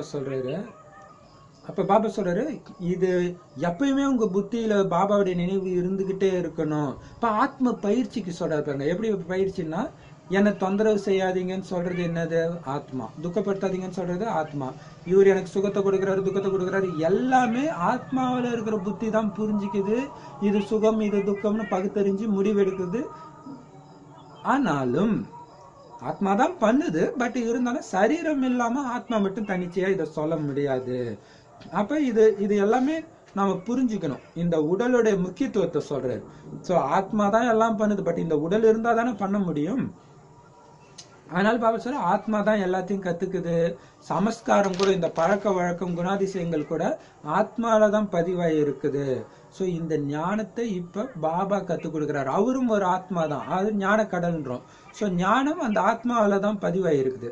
அவரு பாருங்க, இப்ப வைகுண்ட ஏகாதசி வரப்போகுது ஜனவரி 8. ஸோ அவசியம் ஏதாவது ஒரு பெருமாள் கோயில போய் நீங்க சேவை செஞ்சே ஆகணும். ஏன்னா வைகுண்ட ஏகாதசியில போய் சொர்க்கவாசல் திறப்பு விழா கொண்டாடும் போது சொர்க்கவாசல் திறக்க போகுதுன்றத சொல்லாம எப்ப போய் சொல்ல போறீங்க இல்லையா? இப்ப பாரதத்துக்கு வைகுண்டன்ற பரிசு சிவபாபா எடுத்துட்டு வந்திருக்கிறாரு. எல்லோருக்கும் சத்கதி கொடுக்கிற வள்ளல் அவரு தான். அப்ப பாபா சொல்றாரு, அவருடைய பிறப்பிடம் இந்த பாரதம். அவர் இங்க பிறந்ததுனாலதான் சோமநாதர் கோயிலும் இங்கதான் கட்டி இருக்கிறாங்க. அப்ப சிவபாபா இங்க வந்ததுனால தானே அவருக்கு கோயிலை உருவாக்கி இருக்கிறாங்க. வராதவருக்கா கோயில் கட்டி இருப்பாங்க? ஆனா அவர் எப்ப வந்தாரு, என்ன செஞ்சாரு வந்து அப்படின்னு மட்டும் யாருக்கும் தெரியல. அடுத்தது இன்னொன்னு கேக்குறாரு, லட்சுமி நாராயணன் இருந்தாங்க, பிறகு எங்க போனாங்க? இதுவும் அவங்களுக்கு தெரியல. என்ன புரியல அப்படின்னா, அவங்களும் மறுபிறவி எடுத்து இதே அசுத்தமான உலகத்துல அசுத்தமான சரீரத்துலதான் சுத்திட்டு இருக்கிறாங்கன்றத அவங்க கொஞ்சம் கூட புரிஞ்சுக்கிறது கிடையாது. அப்ப அவங்க சதோ பிரதானமாக லட்சுமி நாராயணா இருந்த அவங்களே பிறவி சக்கரத்துல வந்து தமோ பிரதானமா ஆகிட்டாங்க. பேர் உருவம் மாறிடுது.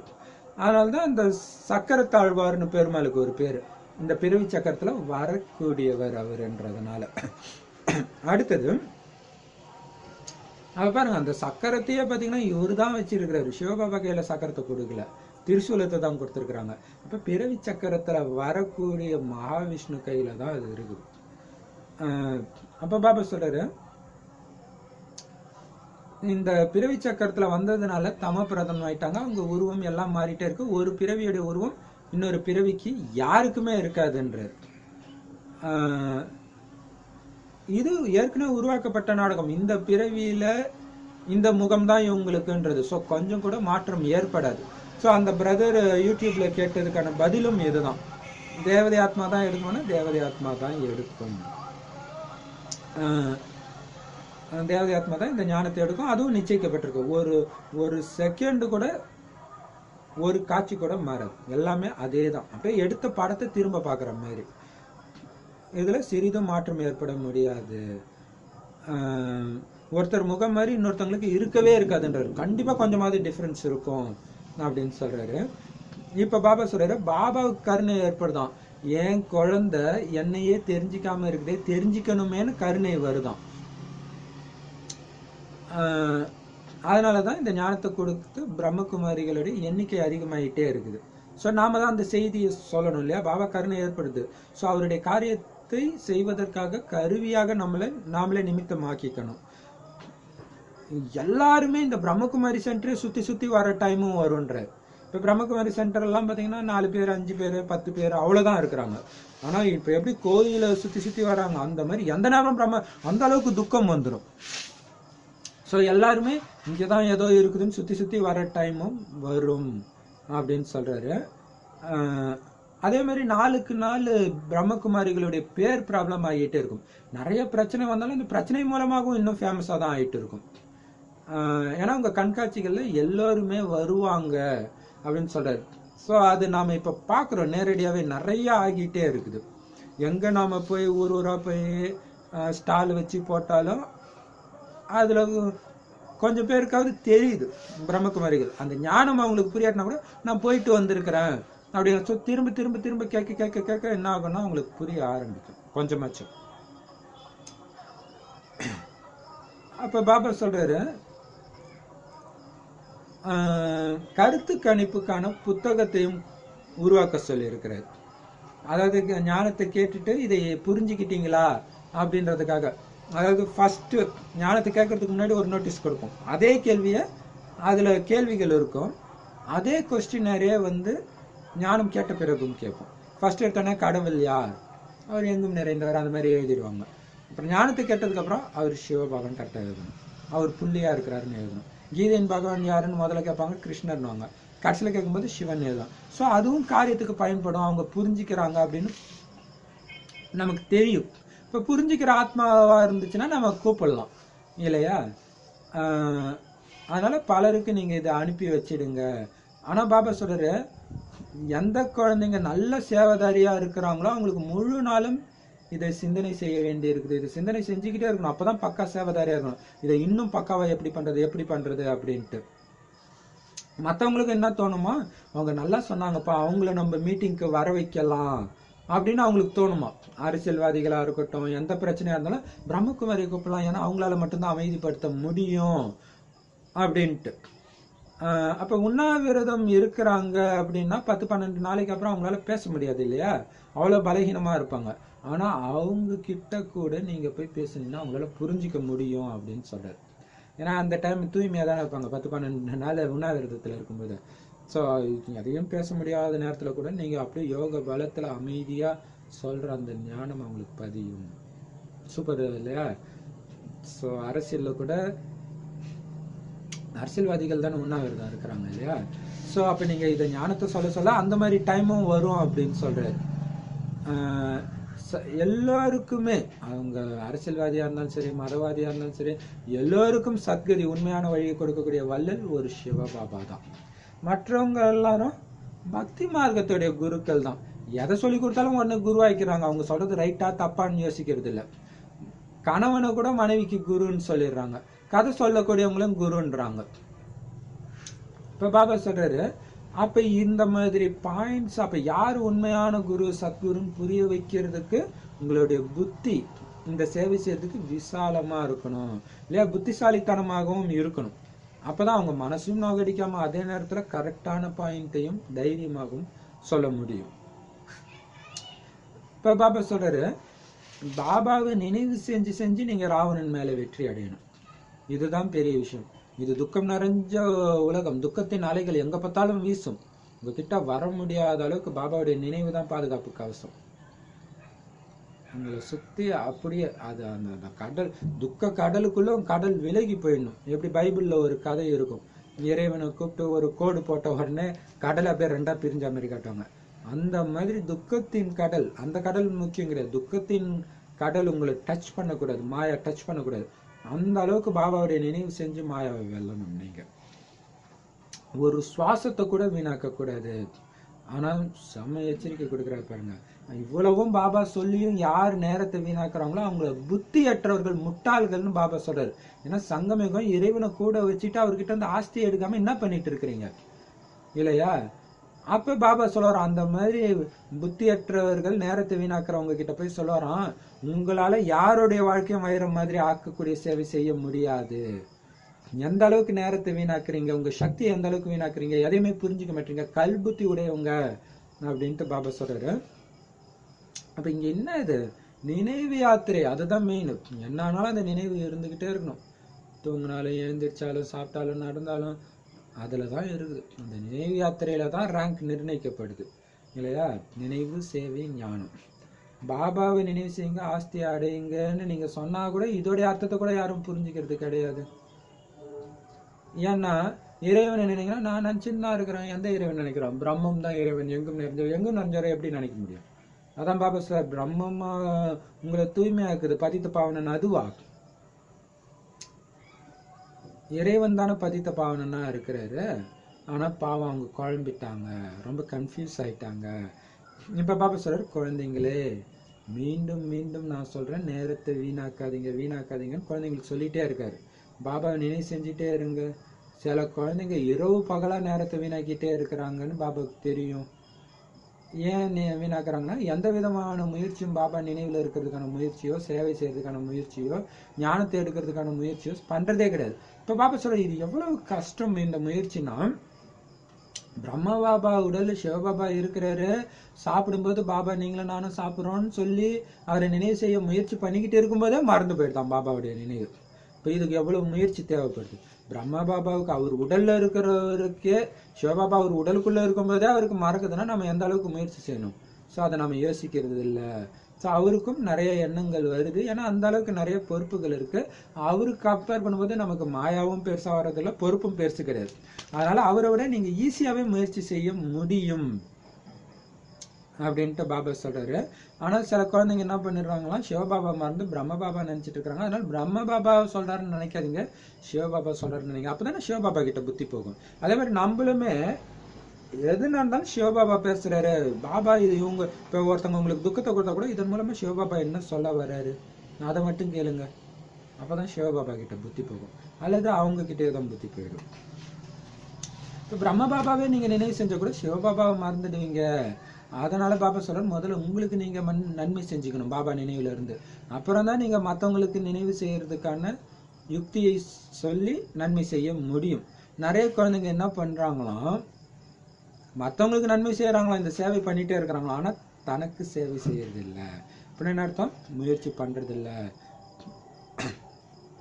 பாபா நினைவுல இருக்கிறதுக்கு முயற்சி பண்ணதுனால மாய அடிச்சு காணாம போயிடுறாங்க.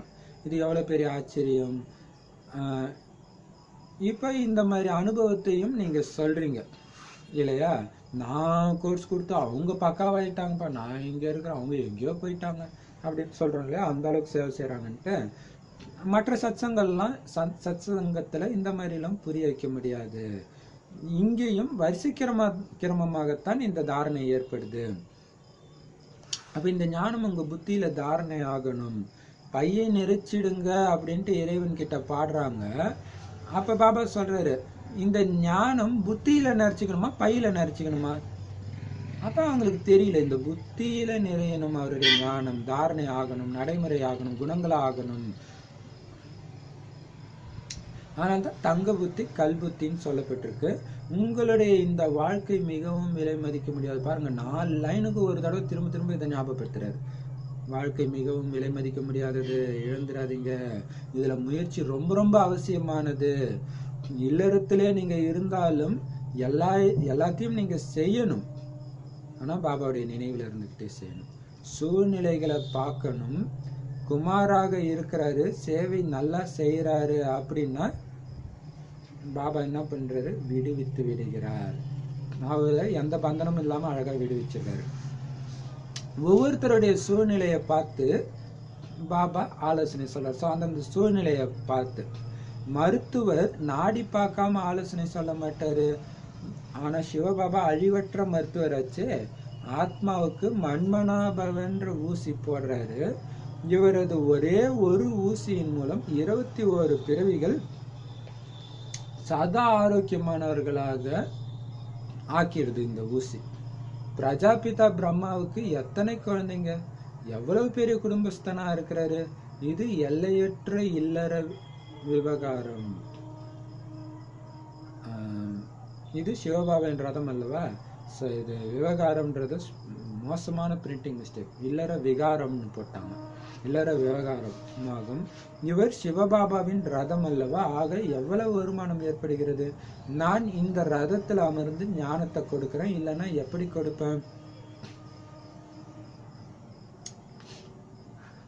அப்படின்னு தந்தை கேட்குறாரு. கிருஷ்ணர் சத்தியுகத்தின் ஆரம்பத்துல தான் இருப்பாரு. அதே ஆத்மா மறுபிறவி எடுத்து இப்ப கருப்பாயிடுச்சு. அவருடைய பல பிறவியின் கடைசி நேரத்துல நான் பிரவேசம் செய்கிறேன். அதனாலதான் பாக்கியசாலி ரதம்னு சொல்லப்பட்டிருக்கு. நல்லது. இப்ப பாபா சொல்றாரு, மற்ற சத் சங்கத்துலலாம் இப்படி உங்களுக்கு புரிய வைக்கிறது கிடையாது. இல்லை, நீங்க ஆத்மான்னு புரிஞ்சுக்கோங்க, உங்களுக்கு சமமா மற்றவங்கள மாத்துங்க, இப்படி அந்த மதத்துல சொல்றாங்களா? கிடையாது இல்லையா? இப்ப பாபா சொல்றாரு, இந்த ஞானம் வரிசைக்கிரமாக தான் உங்க புத்தியில தாரணை ஆகுது. தாரணை ஆகணும், அதுதான் மெயின். பாபாவுடைய குழந்தை ஆனது எதுக்கு? அவருடைய குணங்கள் உங்களுடைய குணங்களா மாறணும். அதுக்கான ஞானத்தை தான் கொடுத்துட்டு இருக்காரு. ஸோ புத்தின்ற பையை நிரப்பிக்கணும். மற்றபடி அது பைக்கான விஷயம் இல்லை, புத்தியில நிரப்பிக்கணும் அவருடைய ஞானத்தை. ஏன்னா இது விலை மதிக்க முடியாத வாழ்க்கை. கல்புத்தியா இருந்தனால தங்க புத்தியா மாத்துற வாழ்க்கை. அதனால ஒரு வினாடி கூட வீணாக்காதீங்க. இல்லறத்துல இருந்துகிட்டே தூய்மையா இருங்க. எல்லா சேவையும் எல்லா வேலையும் செய்யுங்க. ஆனா புத்தி பாபா கிட்ட இருக்கணும். ஸோ பாபா சூழ்நிலையை பார்த்து நல்லா சேவை செஞ்சாங்கன்னா அவங்கள விடுவிக்கிறார். சரி, நீ போய் சேவை செய்ய, ஃபுல் டைம் சேவை செய்ய. அப்படி இல்லைன்னா குழந்தைய பராமரிச்சுட்டு டைம் கிடைக்கும் போது சேவை செய்யுங்க. பாபா லீவ் போட்டு கூட சேவை செய்ய சொல்றாரு இல்லையா? அந்த மாதிரியும் செய்யறாங்க நிறைய பிரதர்ஸ் சிஸ்டர்ஸ். இப்ப பாபா சொல்றாரு, மன்மனாபவன்ற அப்ப எப்படி ஒரு டாக்டர் நாடி பார்த்து வைத்தியம் சொல்றாரோ அந்த மாதிரி எல்லையற்ற மருத்துவரா பாபா இருக்காரு இல்லையா?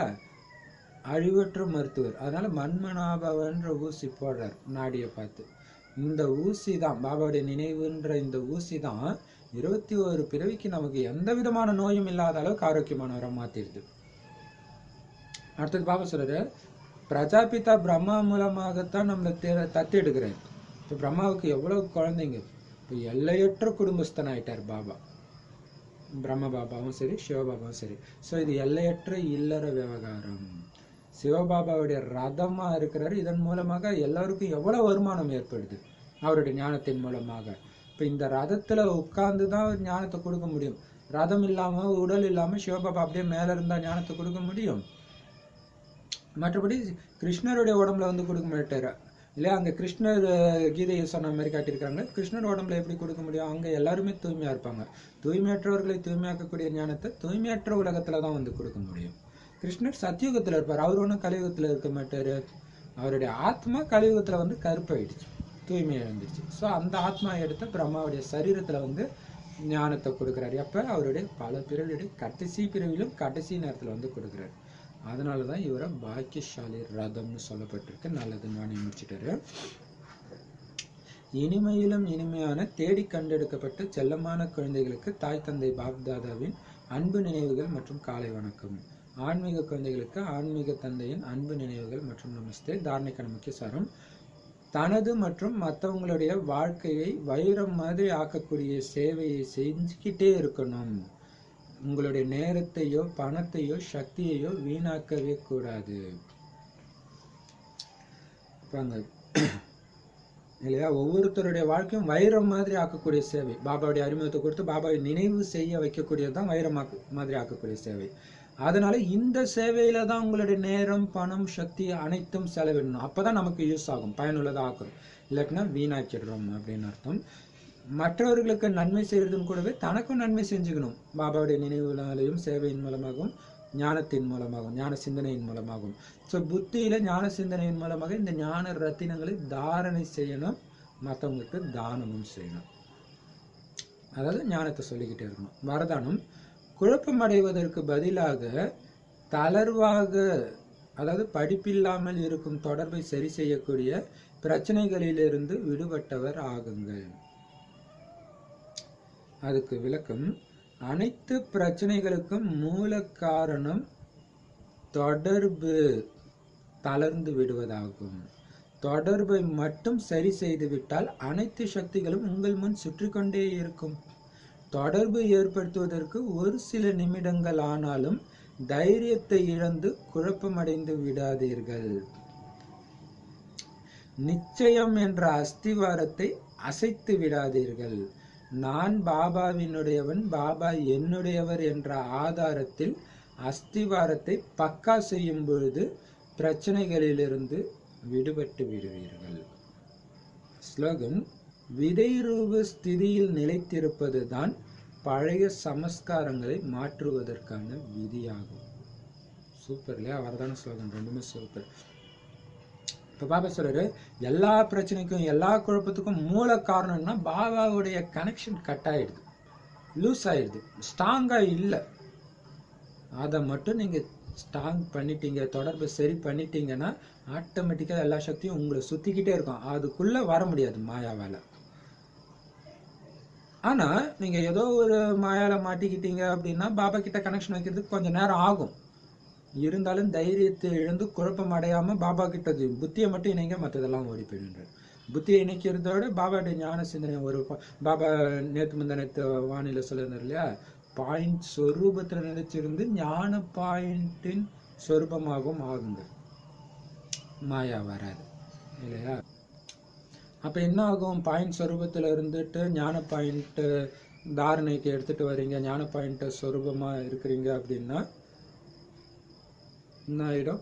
ஆடாத அசையாத ஒரே சீரான ரசனை, வெறும் பாபாவுடைய நினைவு மட்டும் இருக்கும். அதனால குழப்பம் அடைஞ்சிடாதீங்க. கொஞ்ச நேரம் டைம் எடுத்தாலும் குழப்பம் அடைஞ்சிடாங்க. அந்த ஞான சக்கரத்தை சுத்துங்கள், ஞான பாயிண்ட் சக்கரத்தை சுத்த சுத்த என்ன ஆகும்? ஆட்டோமேட்டிக்கா போயிடும். ஸோ இது முடியுமா அப்படின்ட்டு நிச்சயம்ன்ற அஸ்திவாரத்தை அசைச்சிடாதீங்க. அது எப்படி அப்படின்னா, சரி பாபா ஞானம் விடுங்க, கொஞ்சம் ஏதாவது பழைய அந்த அசுர உலகம் கலியுக சமஸ்காரம் என்ன பிரச்சனைனா போய் 4 பேர்கிட்ட பேசுவோம், டிவி முன்னாடி உட்காருவோம், ஒரு சிலர் சாராய கடைக்கு போவாங்க. ஸோ இதுல ஏதோ ஒண்ணு நீங்க பண்றீங்கன்னா நிச்சயம் போயிடுச்சுன்னு அர்த்தம்.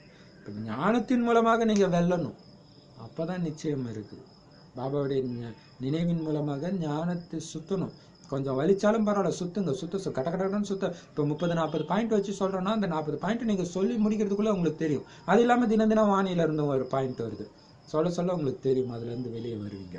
ஸோ நிச்சயன்ற அஸ்திவாரத்தை மட்டும் எந்த காரணத்தை கொண்டும் அசைச்சிடாதீங்க, லேசாக்கிடாதீங்க. நான் பாபாவுடையவன், எனக்கு ஒரு பாபாவை தவிர யாரும் இல்லை, பாபா என்னுடையவர். இந்த ஆதாரத்திலே நீங்க அஸ்திவாரத்தை எப்ப பக்கா செய்றீங்களோ இப்ப எல்லா பிரச்சனையில இருந்தும் ஆட்டோமேட்டிக்கா விடுபட்டுடுவீங்க. என்னுடையவர் பாபா, பாபாவுடையவர் நான் இல்லையா? எனக்கு ஒரு பாபா தவிர யாரும் இல்லை, எதா இருந்தாலும் நான் பாபாட்ட தான் சொல்லுவேன். அதே மாதிரி பாபாவுடையவன் நான். ஸோ அவரு என்ன கண்ணுக்குள்ள வச்சு பார்த்துக்குவார். அதை வந்து நிச்சயப்படுத்துங்க. அந்த அஸ்திவாரத்தை வந்து அசைஞ்சிடக்கூடாது. பாபா என்னை கை விட்டுருவாரோன்ற அந்த ஒரு சின்ன டவுட்டு கூட வரக்கூடாது. அப்ப தானாவே எல்லா பிரச்சனைகளும் விடுபட்டுடுவீங்க அப்படின்னு சூப்பரான விதியை சொல்றாரு. ஸோ எல்லாத்துக்கும் ஆதாரம் என்ன? கனெக்ஷன் ஸ்ட்ராங்கா இருந்துச்சுன்னா எல்லாமே சரியாயிடும். பாபாவுடைய நினைவு. ஸ்லோகன்: விதை ரூப ஸ்திதியில, அதாவது ஆத்மஸ்திதி, ஆத்மாவுக்குன்னு இருக்கிற குணங்கள் அன்பு, அமைதி, அன்பான ஆத்மா, அமைதியான ஆத்மா, இதுலயே நீங்க நிலைச்சு இருக்கிறதுக்கு பேரு தான், நிலைச்சு இருக்கிறது தான் பழைய அசுர சமஸ்காரங்கள் எப்படிப்பட்ட சமஸ்காரங்களா இருந்தாலும் மாத்துறதுக்கான விதியே, வேற விதி கிடையாது. திரும்ப திரும்ப தேக உணர்வு வருதா, தேக உணர்வு வருதுன்னு எப்படி கண்டுபிடிப்பீங்க? பழைய சமஸ்காரம் வெளியே வருது, தேக உணர்வு தானே. ஸோ அது இல்லை, ஆத்ம உணர்வு. ஸோ இப்போ ஒரு சூழ்நிலை வருதுன்னா, பழைய பாபா குழந்தை ஆகிறதுக்கு முன்னாடி நான் எப்படி அதை எதிர்கொண்டிருப்பனோ அதே மாதிரி இப்போ எதிர்கொண்டேன்னா தேக உணர்வு வந்துருச்சுன்னு அர்த்தம். இல்லை, யோசிங்க, பாபா என்ன சொல்லியிருக்காரு, என்ன பண்ணணும்? அடிக்கடி துக்கத்தை கூடாதுன்ற. ஆனால் திரும்ப திரும்ப மாயா துக்கத்தை கொடுக்குது நமக்கு. ஆனால் திருப்பி நீங்கள் கொடுக்காம இருந்துட்டீங்கன்னா ஜெயிச்சிட்டீங்க. அதான் ஆத்ம ரூப நிலை, விதை ரூப ஸ்திதியில நிலைச்சிருக்குது. அப்போ என்ன ஆகும்? பாபா பார்த்துக்குவார். கணக்கு முடியுது, பாபாவை பிடிச்சிட்டு இருக்கிறாங்க எல்லாம். அது சூழ்நிலை நீங்கள் மாற்ற மாட்டீங்க, நீங்கள் ஆடாமல் அசையாமல் இருப்பீங்க, ஆட்டோமேட்டிக்காக அது மாறிடும். ஸோ கணக்கு ஒன்ஸ் ஃபார் ஆல் முடிஞ்சிடும். ஓம் சாந்தி.